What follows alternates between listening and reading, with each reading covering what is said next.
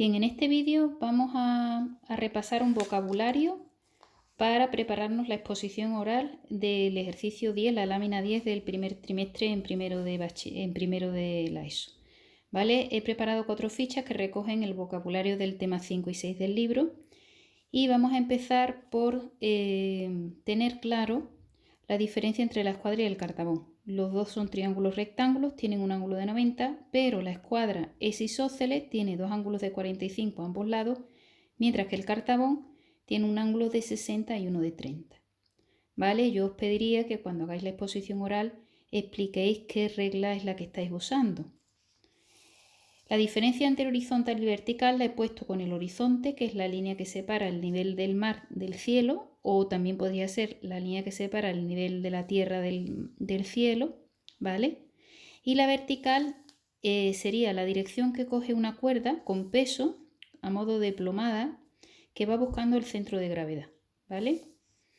Rectas paralelas son rectas que nunca se encuentran, que tienen la misma dirección. Podríamos poner el ejemplo de las vías de un tren, mientras que rectas perpendiculares se cortan en cruz formando 90 grados. Las rectas oblicuas se cortan pero no forman 90 grados. Una recta es una línea que no tiene ni principio ni fin, con lo cual no tiene medida. Sin embargo, una semirrecta ya sí tiene principio. Y el segmento sí tiene principio y fin. Se debe poner un punto de inicio y un punto de fin. Y puede tener una medida. Un ángulo se determina de esta forma, ¿vale? Tiene un vértice y unos lados. Un ángulo agudo es menor de 90.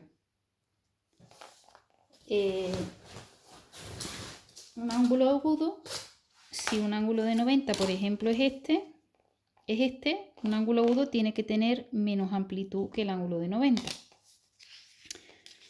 Pasamos a la segunda ficha. Ángulo recto. Un ángulo recto lo tiene la escuadra y el cartabón, ¿vale? 90 grados. Un ángulo obtuso mayor de 90, un ángulo llano media vuelta, son dos ángulos de 90. Sería, por ejemplo, el ángulo de la escuadra y el ángulo del cartabón, ¿vale? Un ángulo de 180. Ángulos iguales son los que tienen la misma amplitud. Ángulos complementarios, aquellos que entre los dos sumen 90 grados. Ángulos suplementarios, aquellos que sumen entre los dos 180. Ángulos adyacentes comparten un lado común y el otro lado está alineado. El lado B y el lado A están alineados y el segundo lado es compartido. Este lado es compartido. Ángulos consecutivos, pues comparten un vértice y un lado, ¿vale? Pero el otro lado no está alineado con este lado de A, del ángulo A, no está alineado con este ángulo de B.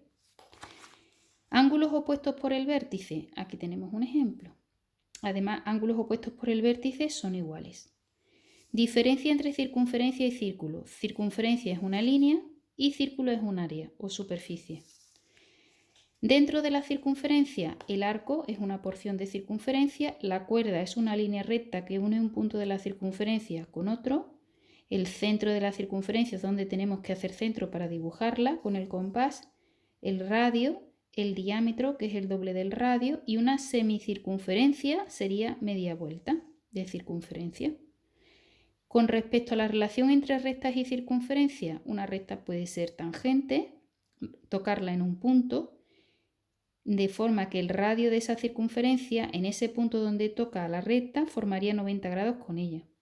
Una recta secante la está cortando en dos puntos y una recta exterior no tiene relación o no tiene punto en común con la circunferencia.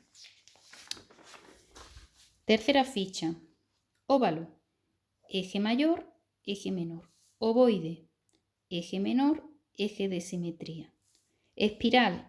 Como hemos trabajado la espiral de dos centros, pues aquí tenemos una vuelta de una espiral de dos centros. También sabemos que existen espirales de 3 centros, 4 centros, 5 centros, etc. Cuadrado, polígono de 4 lados iguales, con diagonales iguales que también se cortan perpendicularmente. Triángulo equilátero, triángulo que tiene todos los lados iguales y que sus ángulos interiores son de 60. Triángulo rectángulo, tipo cartabón, ¿veis? se parece a la regla del cartabón, de manera que el lado más largo se le llama hipotenusa y a los otros dos lados cateto. Este sería el cateto menor y este sería el cateto mayor. Y en un triángulo rectángulo tiene un ángulo de 90.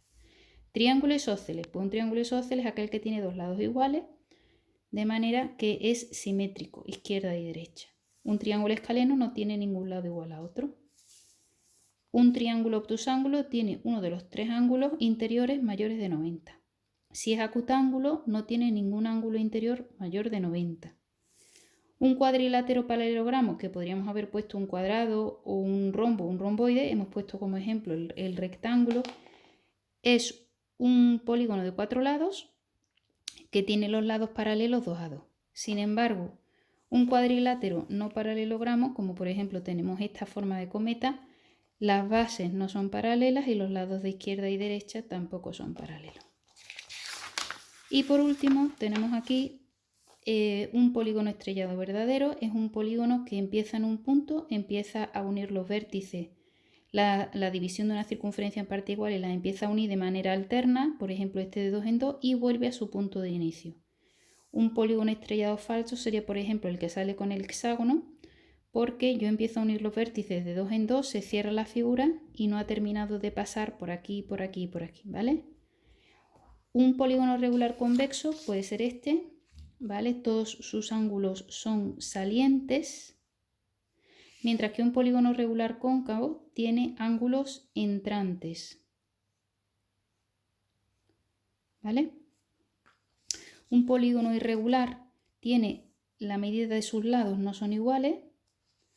La relación entre circunferencias pueden ser, se llaman exteriores si las dos circunferencias están separadas. Se llaman tangentes exteriores si se tocan en un punto, se llaman tangentes interiores si se tocan en un punto pero una de ellas está incluida dentro de otra. Dos circunferencias se llaman secantes si se están cortando en dos puntos, que serían este y este.